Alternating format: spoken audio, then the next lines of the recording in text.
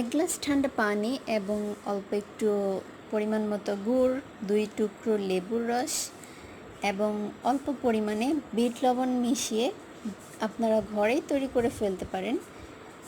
গরমের জন্য খুবই প্রয়োজনীয় ইলেকট্রোলাইট ড্রিঙ্কস। তো প্রথমে আমি লেবু চিপড়ে রস বের করে নিয়েছি। এখন আমি এখানে গুড় মিশিয়ে গুড়টা ভালোভাবে মিশিয়ে নিব।